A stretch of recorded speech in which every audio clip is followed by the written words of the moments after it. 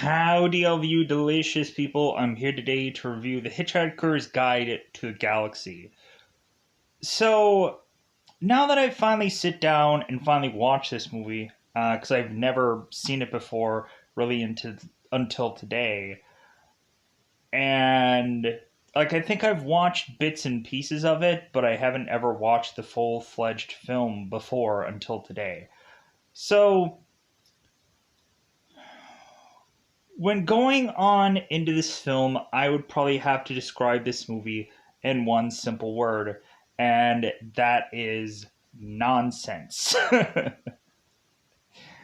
This film is utter nonsense. Anything that is to be blurted or blabbed or whatever through this makes no rational sense uh, in my brain noggin. But with that said, whoever came up with this story that eventually became a novel, that eventually became a movie, bravo on this person for having that ability to have this thing just go the way it weirdly did. When kind of sitting down and watching this film, I can't help but have other things come into mind, like a movie called Idiocracy, or just movies that you would need to go in and really just take your brain out and just plop it down, simply because that's the only way to really enjoy this film, instead of looking at other people while watching this going huh, this this is a thing, this exists. But when also looking at how many other films are to be in the same realm of things, and so there are certain films that are horrible, there are some films that are bad, and there are some films that could care less and could just hey, we're putting this out there, we're having fun, this is a fun movie to put out. And so I think that's the real takeaway from this movie, is it's an odd film and a nonsensical film, but there's a fun adventure to be had here, and just this weird and wild way of doing things, which, in all honesty, I've watched shows like Love, Death, and Robots, and I can't help but think that Love, Death, and Robot probably had some kind of inkling or some kind of taking from this film somehow, because it seems that there is some kind of odd directions that show goes into, and some kind of visual kind of things that I feel now familiar while watching this. There are certain times where I've honestly also seen certain cartoons take from this movie, like the whole little lightsaber thing that is to uh, cut this thing of bread to make it toast. And I'm yeah, so we cut out the middleman and just don't put a thing of bread into a machine. Or why couldn't we just shove our head into one device that is to just give us what we want, which is bread anyways? Put our head into this device for us to sense what our craving is, and then give it to us. So this is this kind of also reminds me of those kind of just parody movies, like a Spaceballs, or just really a lot of Spaceballs feels like this film. And but so this is to be a joke of a space film, and when really looking at it, you just have these things that are kind of pushed on you, and now you have to figure out why the heck did they, but it's so random. A lot of this novel, book, movie, whatever, is just so random bits of dialogue and random bits of situations and random bits of answers that are just to lead to really go nowhere, but to just enjoy the ride while we are to make it to these odd, bizarrish locations with these weird and goofy character names like Zaphod and Humma and goofy character names like uh, Slar Tib Bartfast, which he kind of comes in at the tail end of this movie and goes on and is to help Arthur go into a gateway uh, factory thing, which we'll get in later on in the film. So yeah, we end up having this super computer called Deep Thought in this. Uh, we end up having a robot called Marvin, who is to, of course, be very depressed for a reason of sorts. And so on and so forth. We have this goofy, bizarrish thing of a movie that I hopefully at the end of the day can somehow eventually go on and be able to review this somehow. I'm not going to review this perfectly, nowhere near, because there's too many specifics about this film that would take hours for me to dissect, and I don't want to take that amount of time. If anything, I want to try to get this just as quickly as done as humanly possible. So if there's any kind of highlights of which that I didn't mention, let me know in the comments below. Let me know what possibly is your favorite part about this movie, or if this movie is your favorite film for whatever reason. Maybe somebody was to just not understand this film, or some people are to say that they are to hate this film much more so than any others. Different kinds of opinions for different kind of folks. But with that said, I think it's about that time to go into this thing called spoilers, so we can crack out the whole bit of freaking information that has to be spewed out within this story. So let's go out of our way to say it's that coveted time yet again, because it's about that time to go into this thing called spoiler time. Spoiler time. It's about that time I'm going to spoil this movie. I don't know if I'm going to be able to get the whole cast list in here. I don't know if I'm going to be able to say every name everywhere. So that's going to be a thing that's going to be bound to happen.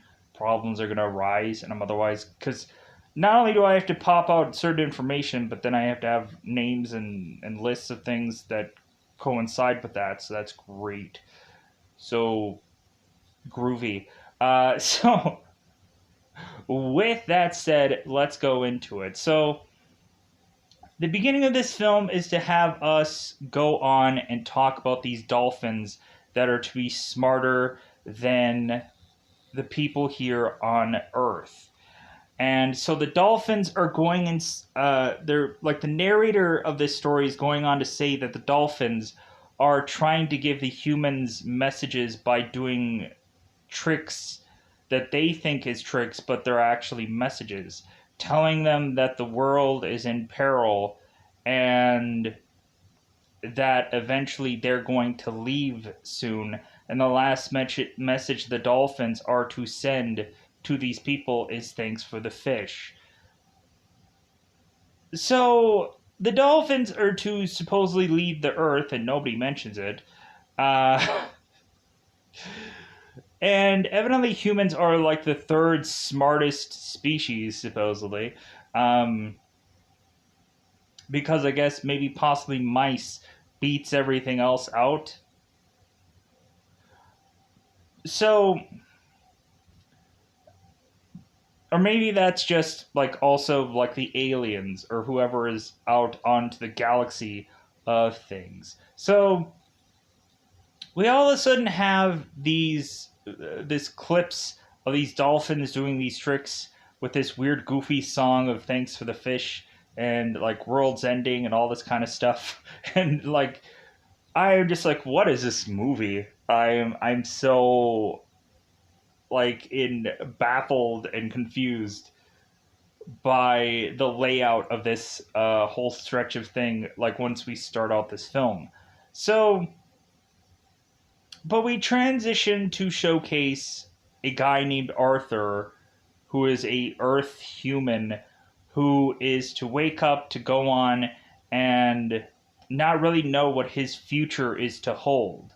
Uh, Basically saying that they kind of compare this guy knowing his future to a another thing that would be able to not be able to do the task that is to be represented for whatever reason. So that's how I'm going to be doing this kind of review. Just the knowledge, just the like this also movie kind of gave me a headache because I realized there's a lot of compact stuff in this one. So Arthur is to go on and is to go outside his house to realize there is a construction crew there wanting to bulldozer his house. And so Arthur is now laying down in front of this bulldozer to say no, like you can't take down, you can't destruct my or destruct, you can't demolish my house. I won't allow you. I won't let you. Blah blah blah blah blah. So we have this we have this contractor, this construction guy, who's going and telling Arthur that this building was scheduled to be destroyed 1 year ago today. And so Arthur should have realized that this building was coming down whether he wanted it to or not. So all of a sudden, this guy who is to be Ford just comes out of nowhere with these drinks in his hand and peanuts in his cart. And so we go on and we have Ford who's giving all these construction workers all of these drinks and all of this, like, just, hey, here you go, here you go, guys. You can't go and destroy a house on an empty stomach, pretty much. So all of a sudden, Ford is convincing Arthur to go to this bar so that way they can talk to one another. And for some odd reason, Arthur is to go on and completely forget about his house being destroyed. He's just walking on with Ford to go to this bar. And I'm just like, okay. But we have inklings that Arthur is to remember that his house is weirdly getting destroyed. But I guess Ford just has that effect on people because technically Ford is not from Earth. We find out that Ford is actually from a place called Beetlejuice. And I'm like, what, are they kind of ripping off some movie somewhere? So we go on and we have Ford who is going on and mentioning to, of course, Arthur that time is an illusion and that this earth is going to end anyways, so whatever happens right here now doesn't really matter. But hey, I'm going to take you with me to go where I'm going to go. And so Arthur is to go on and talk about this one girl who had gotten away. And so Arthur is to go on to this Halloween party dressed as Livingston, and he is to meet a girl who is dressed as Darwin. And it seems that both of them are to weirdly get that reference of who they are, because the girl who's to be Darwin is to have been, of course, mistaken as Santa Claus, I guess. So we end up having this girl taking off her beard, and we have, of course, Arthur mentioning to Trisha that, hey, like, you look 80 years younger. And she's like, well, yeah, like I guess I just de-evolutionized or whatever. So we go on and we have this girl eventually asking Arthur, like, hey, like, do you want to go to Madagascar? And Arthur's like, well, the club? And Trisha is saying no, like the place in Africa. And Arthur is like, well, I don't know about that. Like, maybe we can go to like Cornwall and kind of like see where we can go from there. Because reasonably, um, this girl seems to like, he doesn't know if he can like absolutely trust her. All of a sudden, Zaphod is to come into fray and is to grab this girl because he is to kind of win her over and mention like, hey, is this guy boring you? Like I can have you on an adventure, baby, kind of thing. So we go on and we have Arthur losing this man, or losing this. Arthur is losing this woman to this man, and so he had regretted it. So we have Ford who's trying to chug these beers supposedly in 10 minutes because the world is going to end seemingly in that time. Because we all of a sudden are to have all of these Vogon construction fleet ships that are to make their way to Earth to let everybody know that a prosthetic. This Volgon Jeltz is to mention to everybody that there is going to be or that he's involved with the Galactic Hyperface Planning Council, and there is going to be an outline that this outlying region of this galaxy is to need a hyperspace express route, and that's going to be put through their star system, and that, of course, is to have been like posted for 50 some odd years at some local planning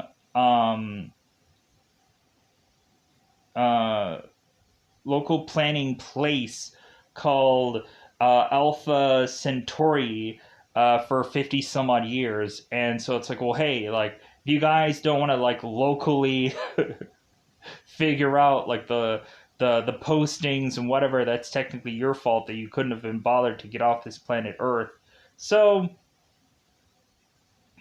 we go on and we have Ford and Arthur who are catching a ride on this Volgon ship, or otherwise they are going to die here. So Ford is to go and put his ring up in the air, and his ring is starting to glow as if this is again like Spaceballs, where you have like the ring who all of a sudden changes into a lightsaber, and now like they're fighting it off. Same goofy kind of thing here, where Ford's ring is to go and glow into the air to all of a sudden like be a transporter for both Ford and Arthur to make it onto this Volgon ship. So, now that we got that out of the way, because that is just so easy to remember and know and everything like that. So, now, Earth, of course, is getting completely wiped out, annihilated, whatever. It's done for. Bubkiss. So, we go on and we now have Arthur and Ford that is now on this Volgon ship. And so we end up having them on this Volgon ship, and so now we have Arthur starting to read the Hitchhiker's Guide to the the Hitchhiker's Guide to the Galaxy, and it seems like this thing is a guide for Arthur to eventually ask things to help him out through this part of story. And so we go on here and, of course, have to know about the Volgons and how you should never have them read poetry to you because supposedly they're the worst at writing poetry. Maybe not the absolute worst. There are other cases where, like there are other people that had gone in severe hemorrhage and by chewing off their own leg because of what had happened with this whole reading of poetry. But still, that's kind of one of the signs about these Volgon characters.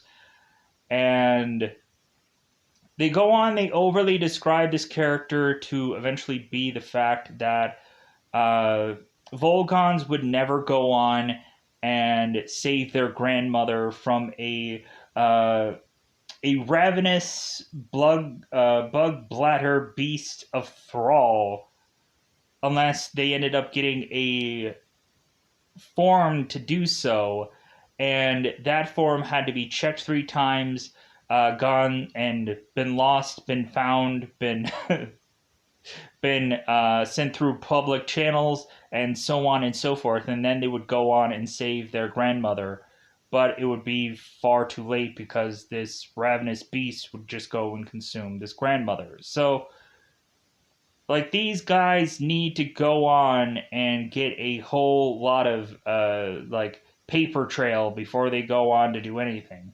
Kind of like if you were to ever have gotten released uh, from some job besides you possibly going on and uh, and being a seasonal person. Like they would have to go and have this huge mountain of paper trail before they decide, yeah, like things just aren't really working out.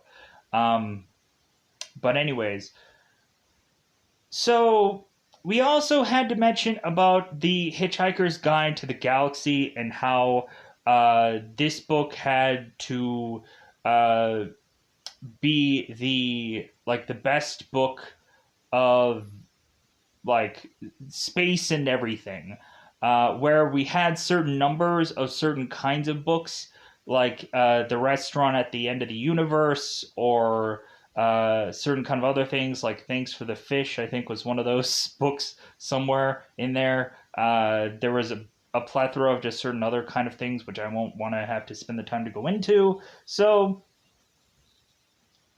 we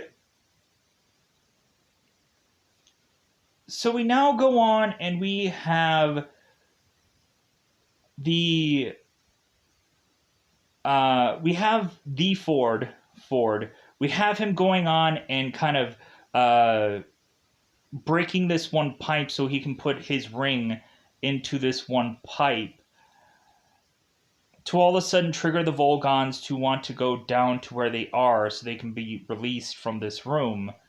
And so as this Volgon is coming into this area, we have Arthur, who is to be shoved this babble fish into his ear, of course, because he is to need to be able to have a translation between him and this Volgon. So we, of course, have this Volgon who is, of course, taking both Arthur and Ford off to be held, and they are to basically be tortured with poetry. So we have the Vorgon, who is to have all of a sudden this microphone coming down like some weird goofy periscope that is taking way too long to come down. So this Volgon can go and read this poetry. And so we have both Ford and Arthur who are getting, of course, tortured by this poetry. And so we have, of course, the Volgon who is asking, it's like, well, hey, like, I'm going to give you 2 options. You're either going to tell me how you felt about my poetry, or you're going to go on and get, sucked out of this ship. What would you guys rather do? As we get to hear the numerous stories of 2 other kind of species that are to go on to be horrible poetry people. because I guess Vogon are to be kind of the third worst, I'm assuming. So Arthur is to go on and say that he actually liked this Vogon's poetry, and Ford is like, yeah, yeah, go with that. Yeah, just lie to him basically. So Arthur is going on and just saying like words that are to be in the positive, but don't really mean much of anything. Like, man, I really love like the phrasing and the this and the that, and so they go on and they're like, oh, so the Volgon is like, well, so what you're saying is that my poetry is like from the heart, and Arthur's like, yeah, and so the Volgon is like, oh, well, that's nice, and so both Arthur and Ford are to go off into this sealed room, and so eventually, what happens to them is they then go on to be uh, I want to say they were to, of course, get improbably or infinite probability drived, meaning that they were to be teleported to the Heart of Gold ship, where of course they were to be improbability drived to this ship. So, because we all of a sudden have both Arthur and Ford, who are now sofas, onto this ship, and so we have Zafad, uh, who of course is going on and talking to Trisha, and they're kind of both just kind of wearing underwear. But I guess like eventually, since now there's company here, they're gonna go and get, of course, some much more nicer clothing on. So we go on to find out that Zafad is to be the president of the galaxy, and he had beaten out, of course, a guy named Hama uh, Kavula. Hama Kavula. And the only reason why that he had beaten him out is because supposedly they thought that the voting that they were going on to do was actually because of some uh awful wardrobe award, or some like goofy outfit clothing award. And so we had Hama's campaign, who of course was to say don't vote for stupid, and so I guess that was a counter effect, because everybody was to accidentally not want to vote for Zafad, but they voted for him anyways. It would have been interesting to find out if there would have been like some kind of trick that Zafad did, or it seems really that Zafad is just likable anyways. So maybe nobody really knew what the heck they were voting for or whatever. But like Hamad is to still say that Zafad is stupid. Um, so we have Zafad going on and watching television of himself, and all of a sudden Zafad is to realize that both Arthur and Ford are to make their way here. And so we remind ourselves that Arthur is still covered head to toe in pajamas, like he's wearing a robe and this and that. And so we have kind of Trisha that is making fun of Arthur for like, hey, nice clothes, and so as well as like Zafad is like, hey, nice PJs, like nice pajamas, and like Arthur just like never was ready for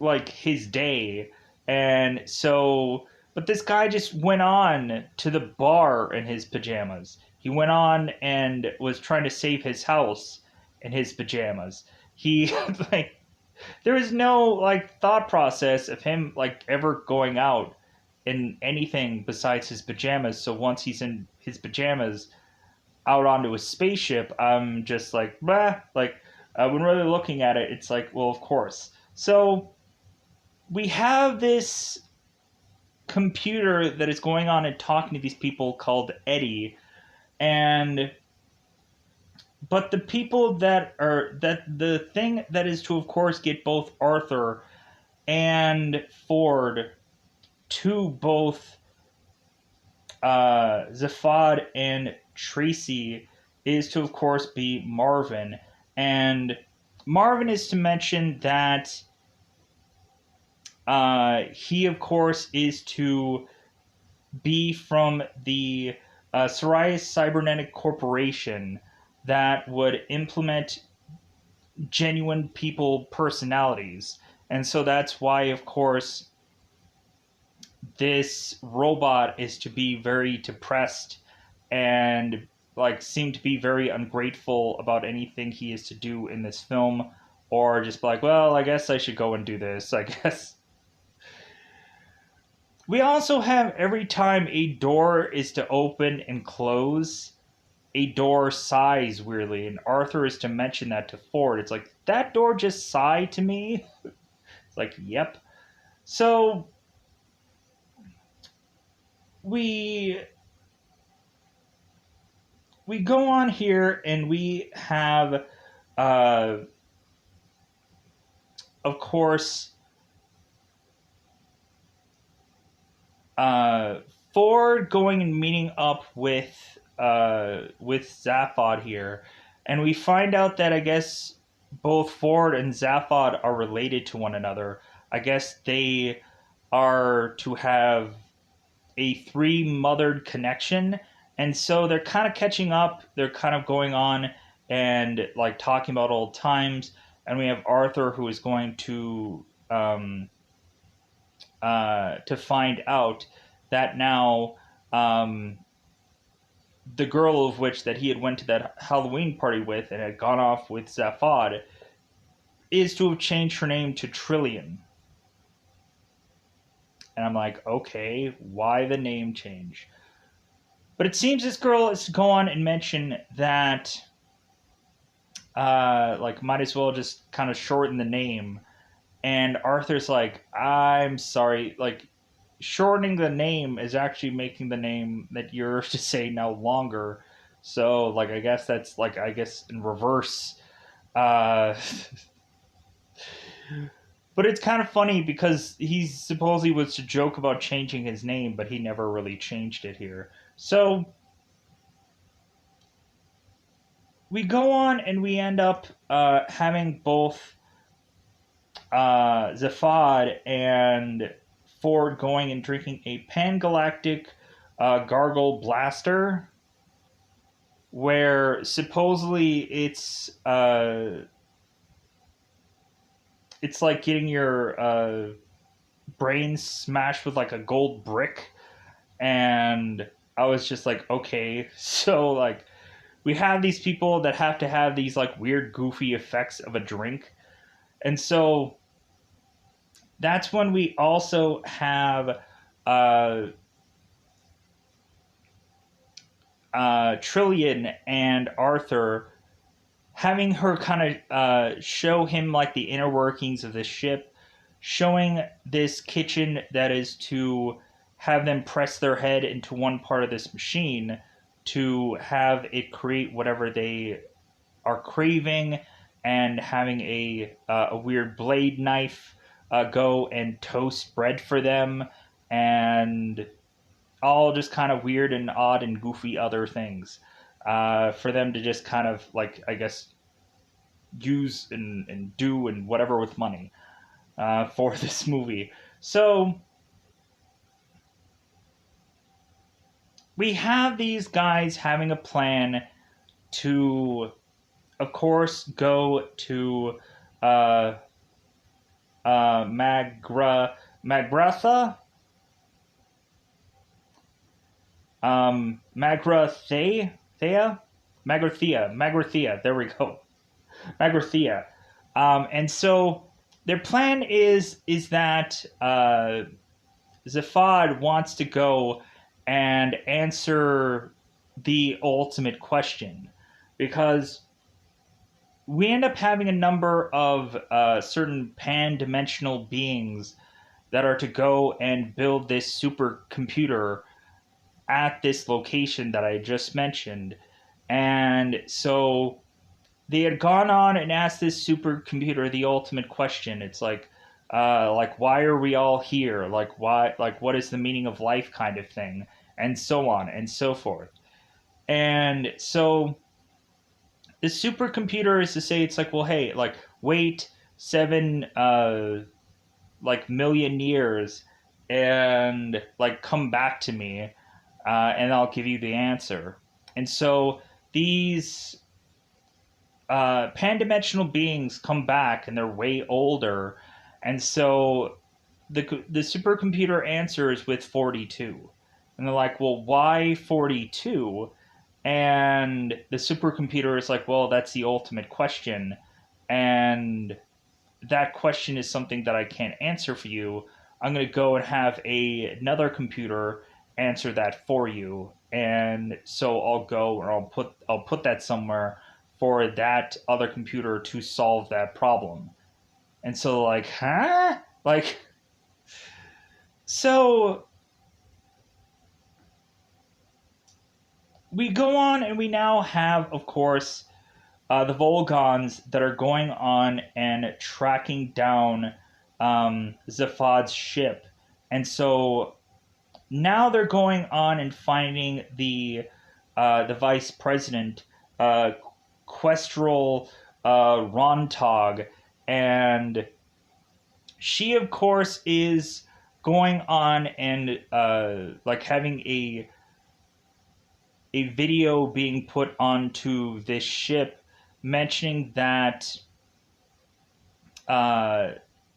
these I'm assuming Trisha is breaking these bylaws of section 1-8, and that they are to go on and of course be imprisoned because Zaphod was to go on and take the Heart of Gold ship and run off with it. And so now, like, there's of course like this chasing after this ship kind of thing.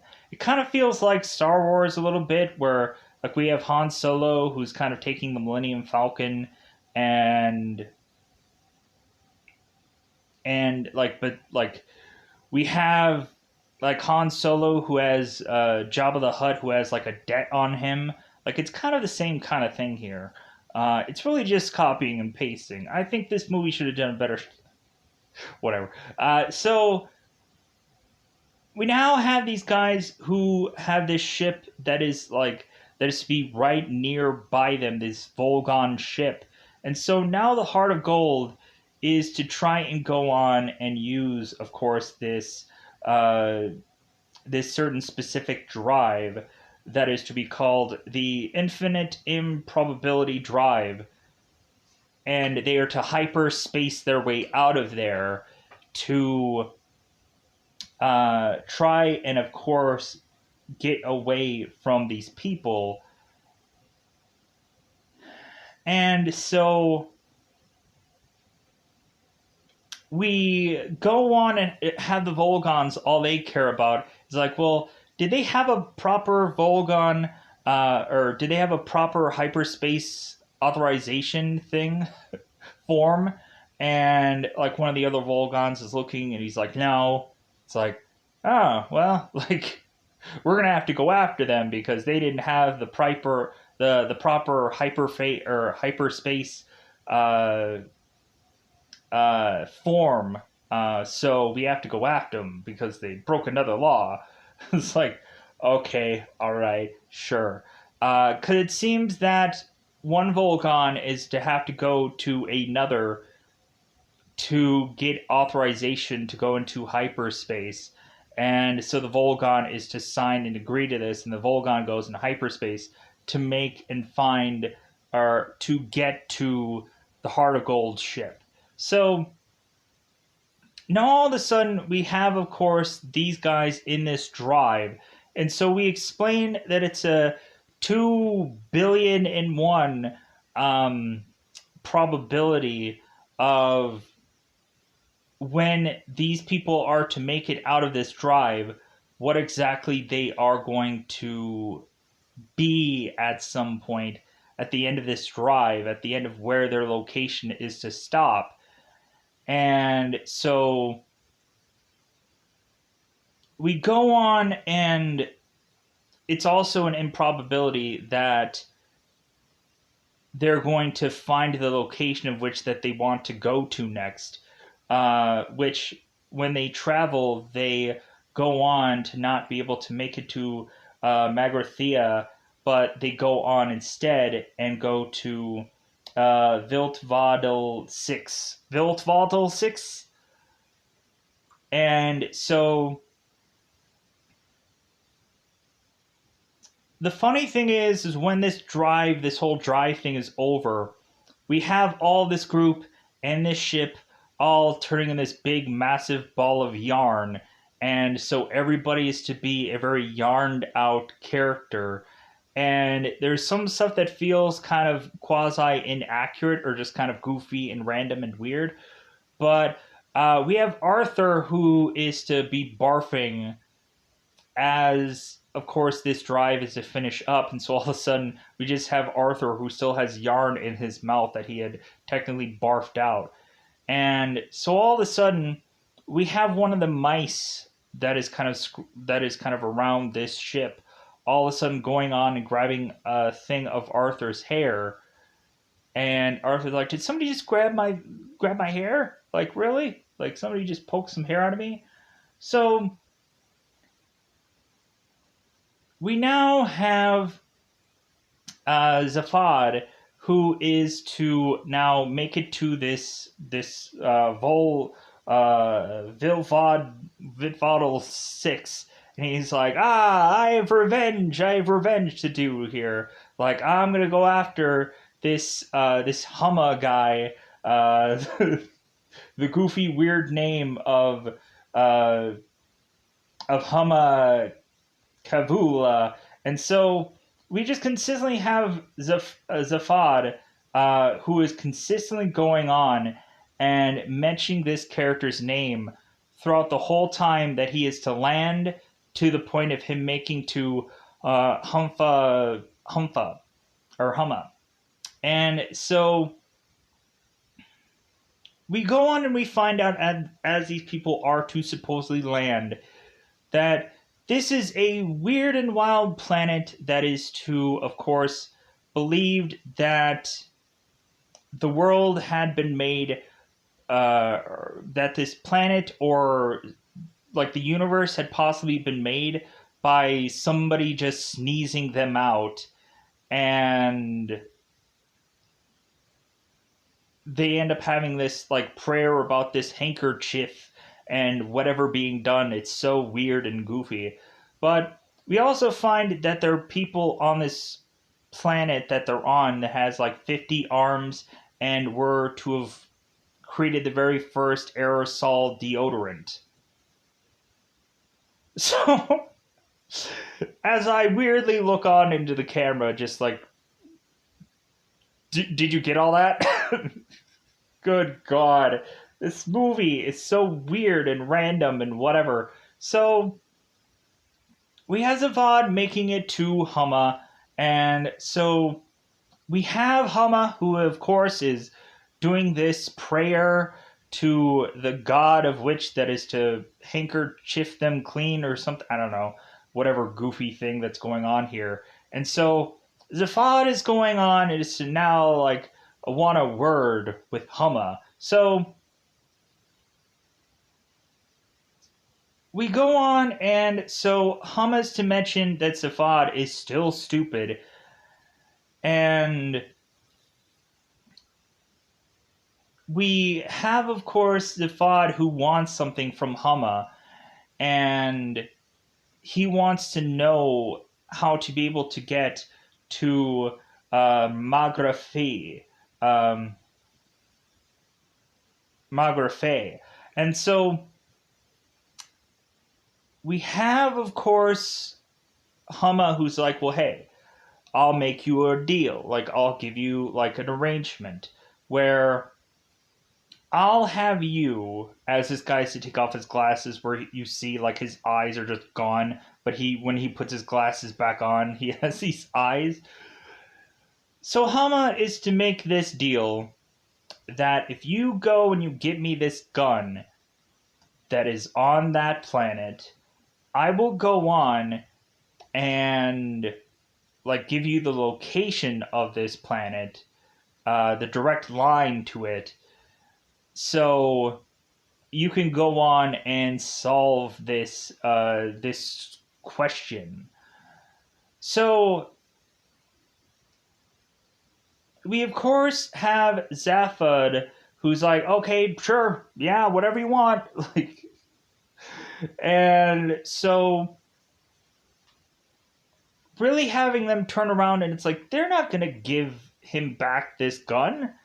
There's no real incentive for them to, but technically there is a technical incentive, but still, like, they also never really address that in this film. because because Humma is to go and take on a part of Zaphad's head. Because Avad is to technically have two brains. Because I guess for a president of the galaxy, they couldn't trust a guy to just have like one brain. They had to come up with two brains. So we have this guy having this one face, and then he goes and pushes his head back to have us have another face right here. Who, like, so there's kind of different personalities between the two characters. And so I thought that that was cool, and I forgot about like talking about that or mentioning that. So we go on and we have Humma, who is to collect the bottom half of of course Zaphod. And so now we have it where like his neck is to be just kind of like having this like bandage on it. And so now we have forcibly we have now Ford going and putting a thinking hat on Zaphod, and now Ford is crushing lemons into this guy's head to like make him concentrate, because lemons concentrate. Funny. So of course, after we are getting all of this, having these guys head back to their ship, we all of a sudden have the Volgons making it to this planet, and they are shooting their way to try and kill all of these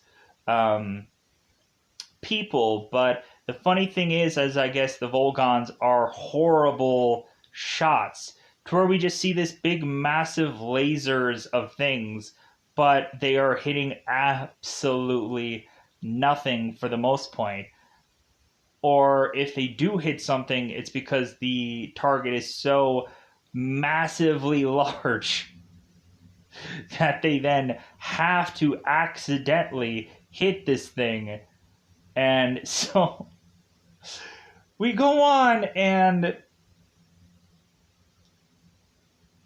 we have these guys that are kind of bracing to avoid them getting hit, weirdly and goofily enough.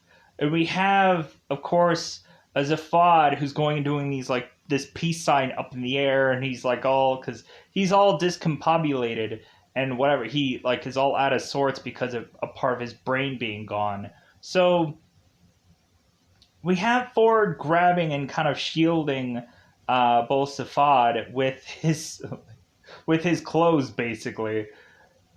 And so we have uh, Tris, Trillion, who ends up getting taken by the Volgons. And so now we have to go on and have these guys go after, uh, of course, this Volgon ship to try and get Trillion back.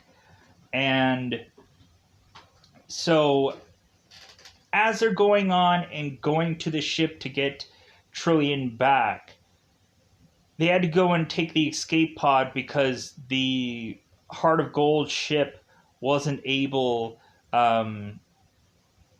to like get to where they need to go to track and follow the ship. So because this escape pod goes on to find Trillion, and so Trillion is going and being processed by the vice president, by these Volgons, and by whichever. And so they're asking her what her home planet is. And so we have Zafad telling Arthur to not tell Trillion that her planet is now destroyed. And so Arthur does not tell her that. And so Trillion is to find out that Earth is to, of course, be destroyed by this Volgon, because she's saying, the Volgon is saying, it's like, well, yeah, that Earth, like, Earth is now destroyed. Do you have a secondary home planet? And she's like, well, no. So, like, yeah. So Trillion is to now find out that the Earth is now destroyed. And so she, of course, is to have to go on to have her sentence be that she, of course, is going to be consumed by the ravenous bug blaster beast of Thrall. And that's her sentence, because I guess life in prison is that for some odd reason.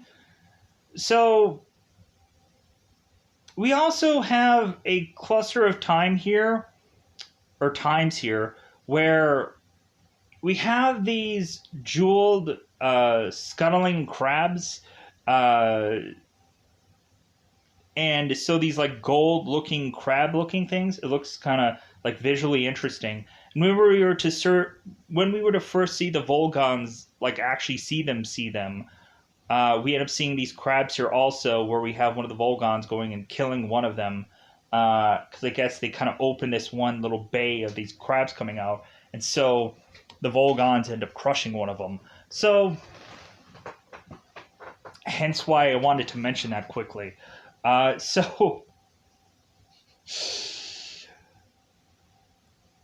we have Arthur, Zafad, and Ford make their way to this Volgon ship, to make their way to this one office that is completely empty. And so this officer is to tell these three guys to go down to this gray building, and every single one of them are gray. And so they're running down, and they eventually find this lineup, or this line of just guys like the DMV, like this line forever to get into this form of a thing to release this Trillion. And so Arthur is desperately saying for Zafad to like come up with some kind of, or Zaphod, to come up with this plan to get them kind of ahead of this line. And nobody can really think of anything, but we end up having, of course, the president that goes on is it just like to mingle with everybody to say that, hey guys, I'm the president of the galaxy, and they're like, oh hey, hi, hoo ha, hoo yeah, hoo. He's shaking hands and kissing babies, alien or human or otherwise, mostly alien. So we have all three of these guys making it in front of this line without any of these people realizing it, because I'm sure all these aliens are possibly dumb. And so we have them fill out this form and are to say like, hey, like we want Trillion's release because the president is right here. Can't you see him? This is his face. Release this girl.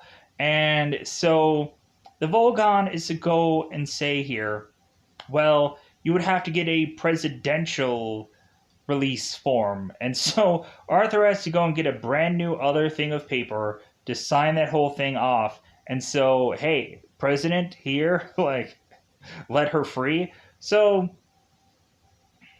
they go on and they sign the paper, and so they, of course, are to free Trillion to them.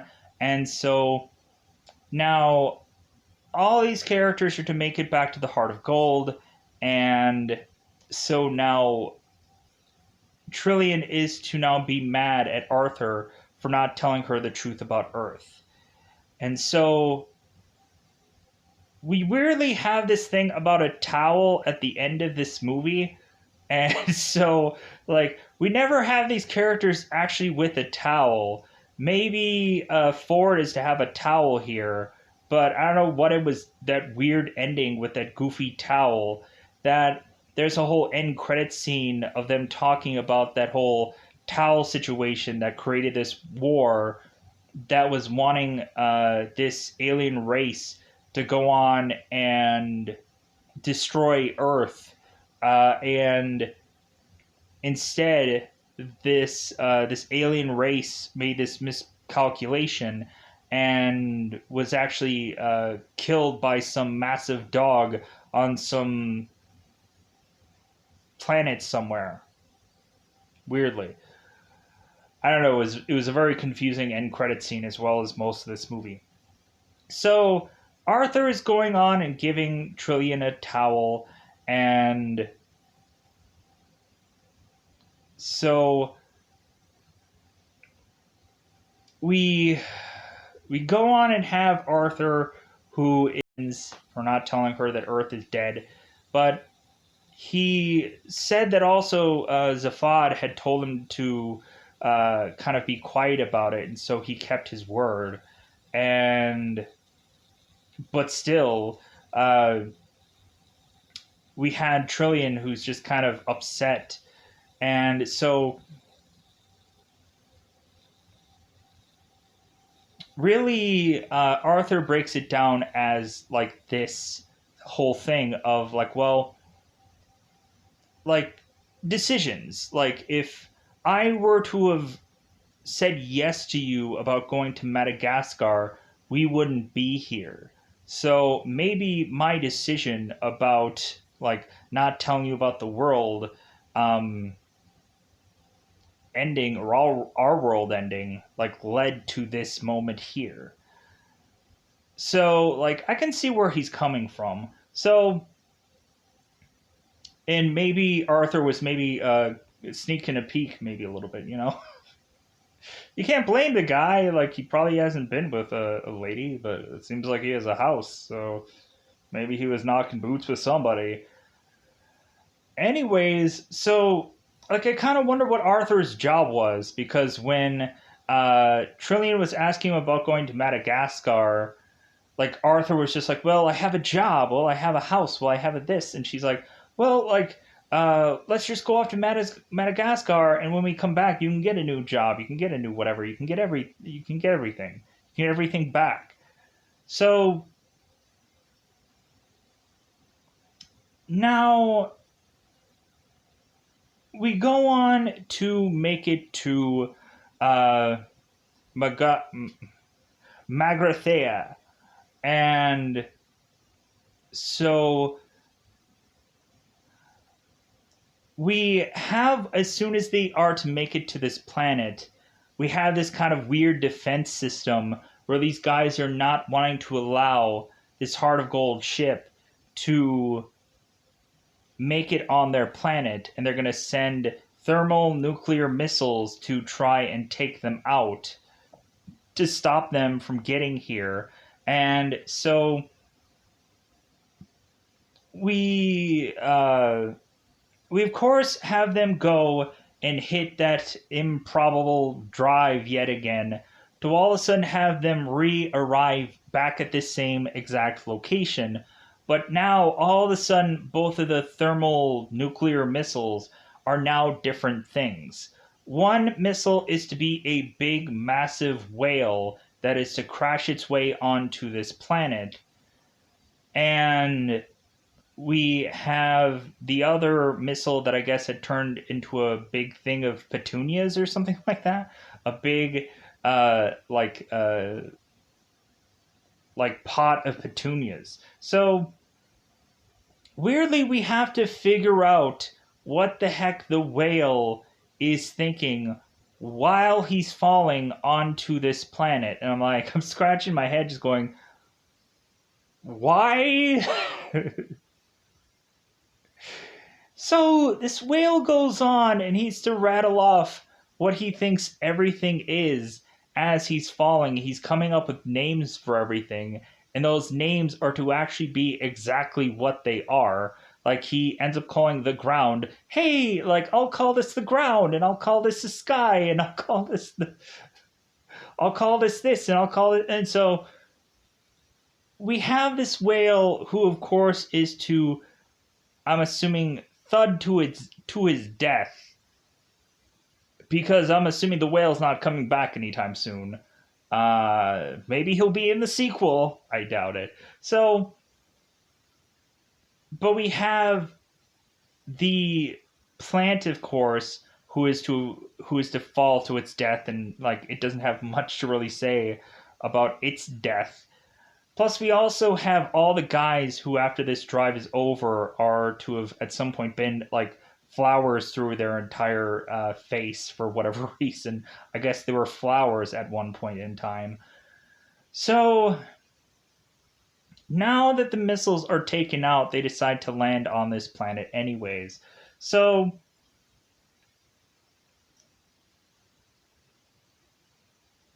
now, oops.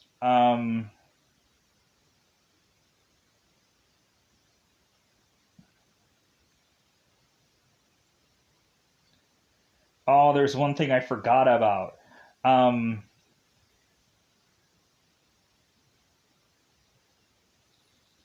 oh, okay. So let's correct this now. Let's retcon this now. So the Vorgon ship that I was mentioning was actually Vogsphere. That's what I want to correct. The thing that I was talking about was Vogsphere. That was where they crushed that crab, and eventually, while they were walking to make it to try and free Trillian, they were smacked with all these like slapstick things, these Volgon slapstick things.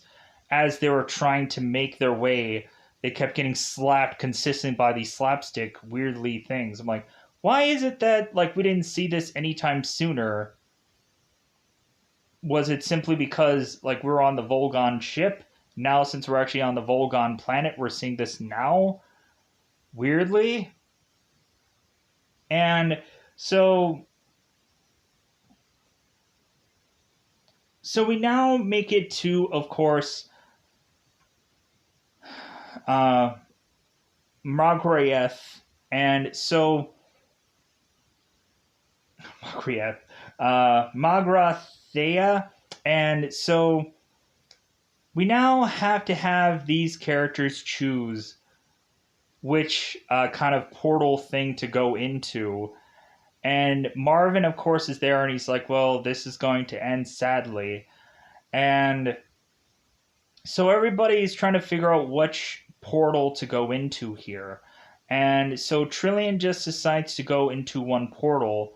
And so both Zaphon and Ford follow her. And once Arthur is to go into this portal, all of a sudden it stops.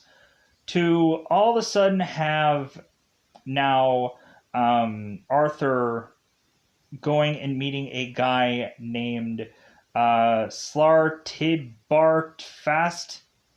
Slartibartfast. Slartibartfast. Seems like I'm Swedish chef.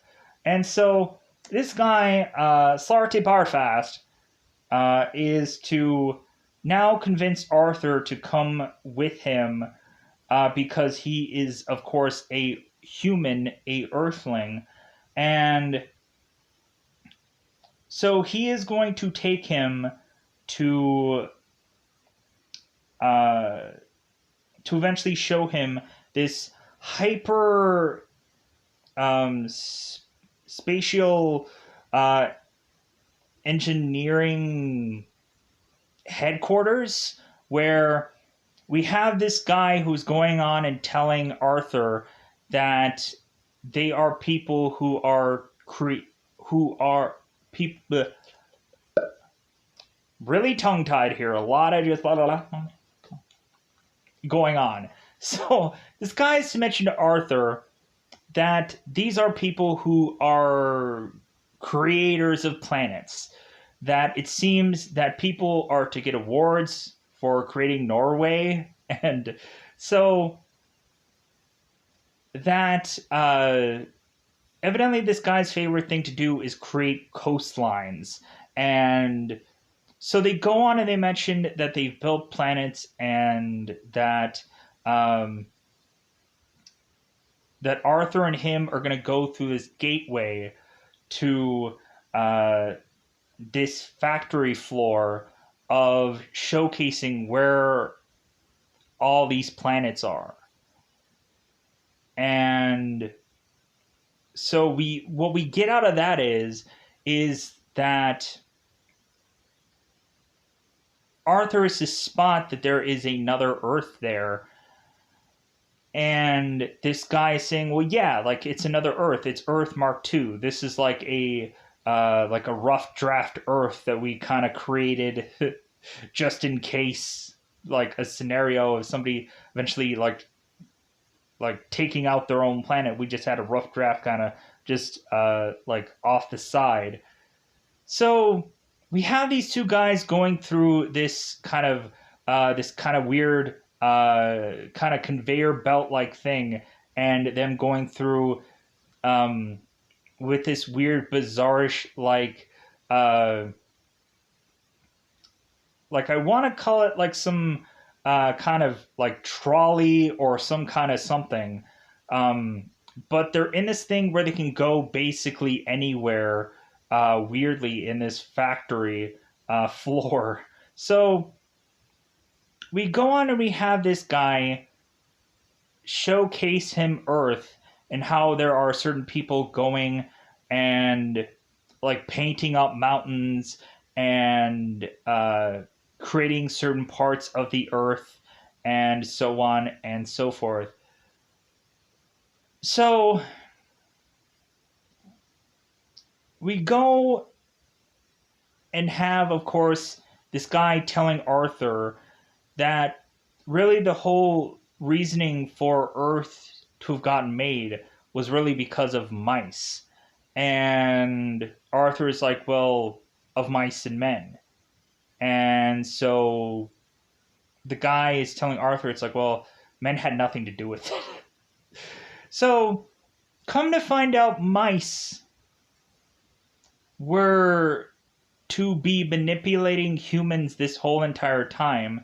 And Arthur was like, well, that doesn't make sense because we experiment on mice all the time. And so the guy's like, no, like, really when looking at it, like the mice are letting you like believe that you're having this control, but they're actually having control over you to put you in this this kind of test of things and this kind of rung of things. And he's like, oh, well, I guess that does make a lot of sense. So now Arthur is to make his way back to this home of his and realize that it's all back the way it was.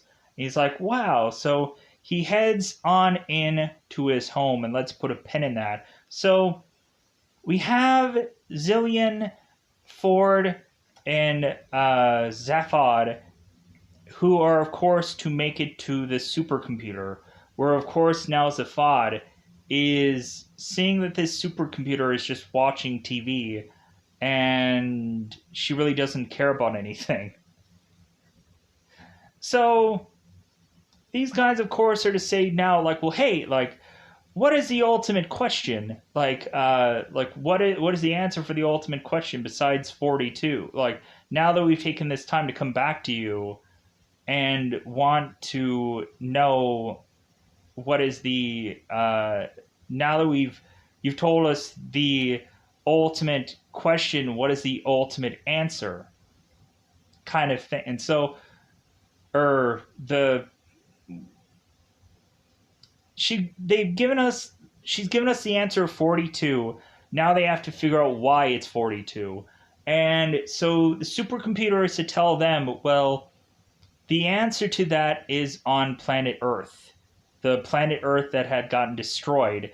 And so Zaphod is like, well, like, I guess that's ruined for him to get that answer.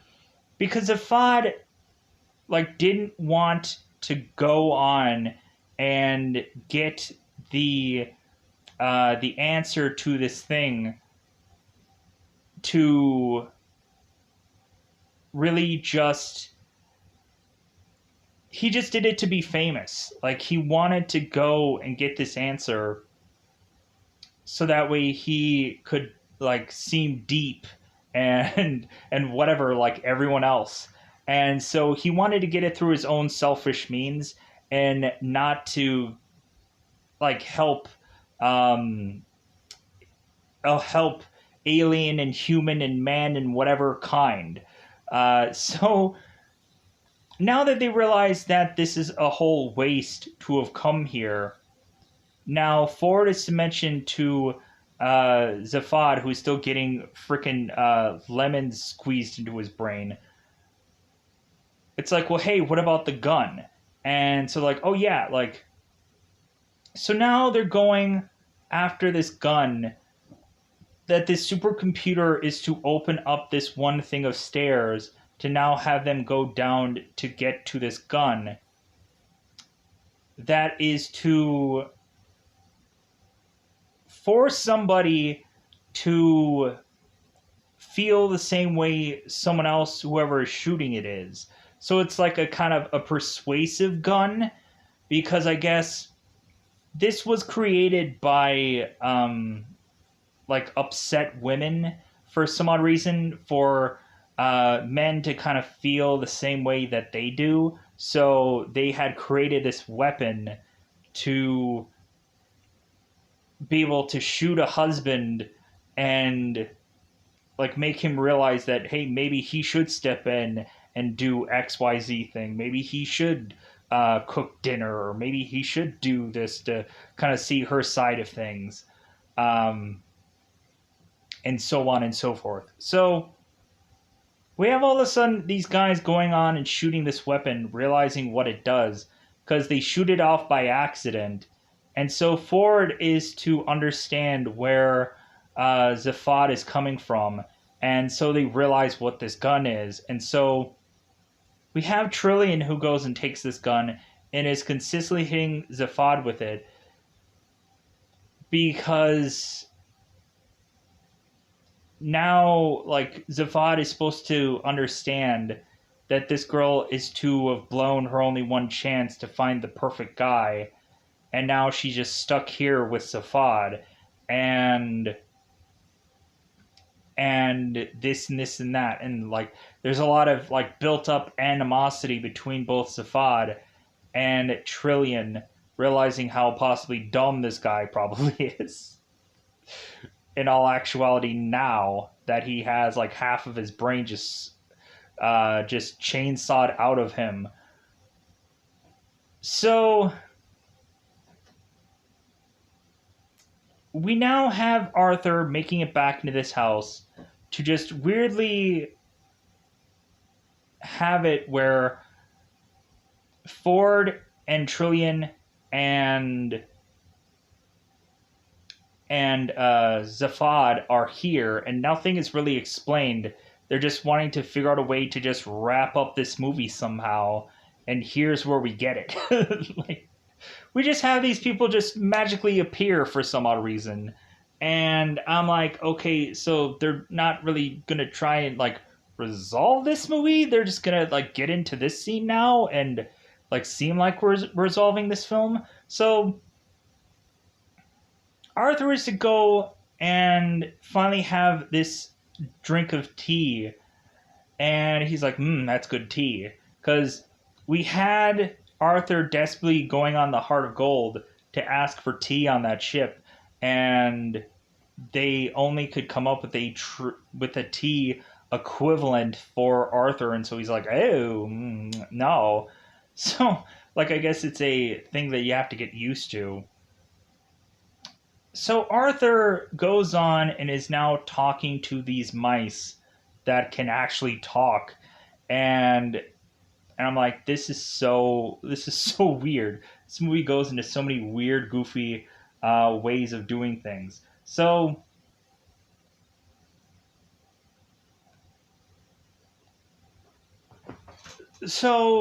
eventually, what is to happen is that the mice, after like these guys are eating these delicious foods and whatever, the mice is to decide to go and take Arthur's brain and just want to cut it out of him, and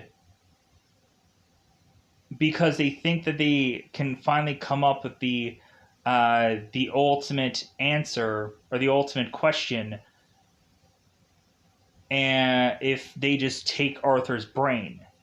And so Arthur is now strapped into this chair, and he's eventually going to get saws that are going to go into the sides of his brain to chop his brain and to take it out. So we all of a sudden have Arthur, who is mentioning about that he knows what the ultimate thing of it is him finding Trillian, and him possibly being ever able to like get with this girl, and so on and so forth. And he goes on and on and on about Trillian, and so we eventually have Arthur figure out how to get out of this chair, and he bashes the mice, and we find out that the mice are actually those pan-dimensional beings that were to go and try to get the answer from the supercomputer from before.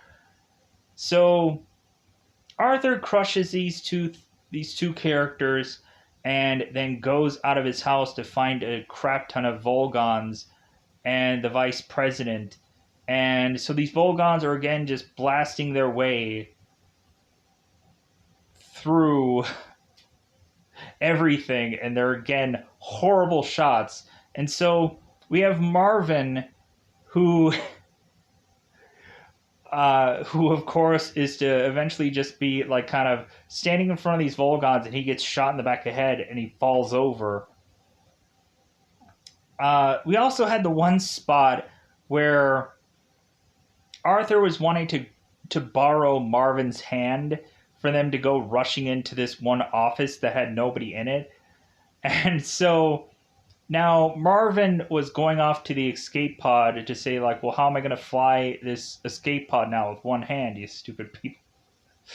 So, because Arthur is to have, of course, Marvin's hand, and once he meets back up with him, he's like, hey, man, I got your hand. It's like, okay, great. Like, what could you have really done with that? Nothing.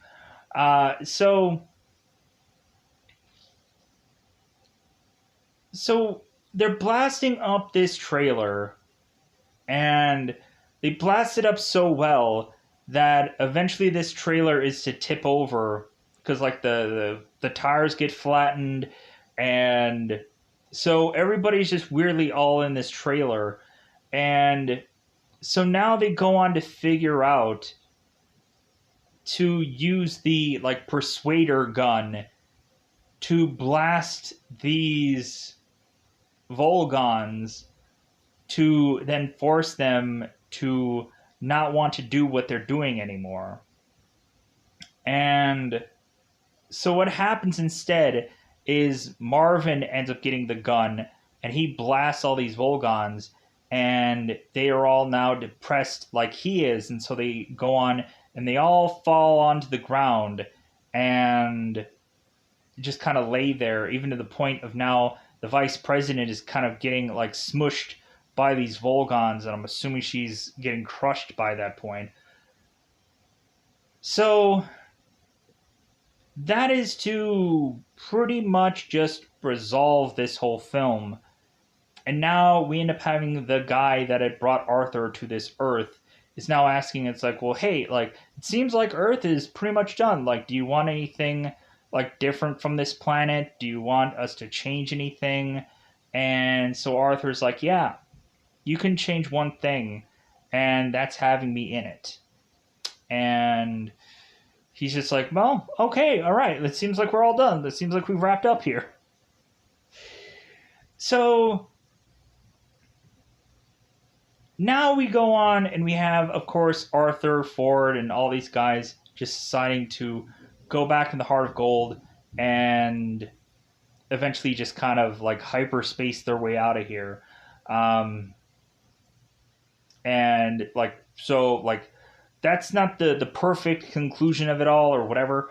But like the last bit of this scene, really, because I'm assuming that this has to be like hyper spaced off, because the last bit of this is for everyone to all go into the little cart that brought them onto the Earth. This little elevator like cart of a thing that was kind of pushing them into this factory floor. They all get on into this one thing to leave. And so weirdly we have Ford mentioning about like, well, hey man, do you have like your towel with me? Or do you have your towel with you? Like, do you have a like and he's like, yeah, like if anything, like I'll need my towel. Out of all the things that I can need, like the towel is the one thing that I'll need. And so weirdly, like that's not exactly quoted, but we then go on and have the end credit scene talking about that last line and having a war break out because of it. And we also have these scenes of like the planet that eventually evolves. We consistently have Zaphod, who keeps calling Arthur Ape Man, because technically he evolved from apes, so I guess that technically makes sense. I actually thought that was kind of a smart nickname for a person from that Earth. But yeah, so with that said, I hopefully covered everything, question mark. I know there was a lot of stuff where a lot of people could say that, hey, like, this isn't all accurate, this didn't all happen, yada, yada, yada. And also I was trying to figure out a way to just end this review, because good God, was this just a lot to process and a lot to put together. So whatever. Calling this one a wrap for today. I'm going to get out of here. Goodbye, everybody. Goodbye, everybody. If anything is to not exactly be 100% accurate, you can correct any names, you can correct any lines, you can correct whatever. I appreciate the comments. I am never going to go through and review this ever again. There is no way I'm ever going to review this ever again. This one was way more complicated than it should have been, but I feel accomplished now that this is over. So, goodbye, everybody. Bye, everybody. One quick thing before I get out of here, because I just realized this, because I was like, okay, why do they have to hyperspace off? Because I knew they were. because they were heading to the restaurant at the end of the universe. And because I have to kind of edit these clips and fuse the clips anyway, so I might as well just say this. So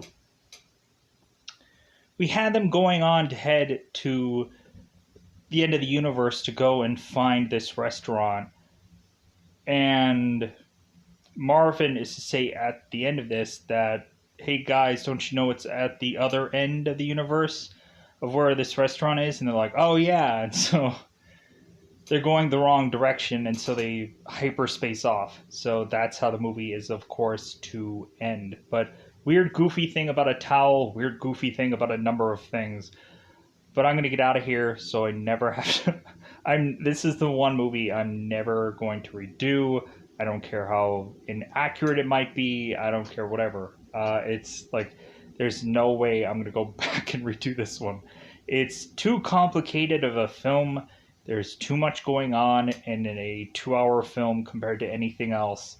I should have like reviewed like The Last Duel or some other movie that is seemingly equally as complicated or less than. So maybe The Last Duel.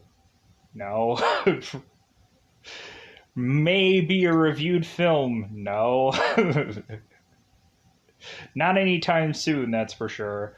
Because I eventually want to go into easier things after taking on this, realizing how much it had to kind of take out of me.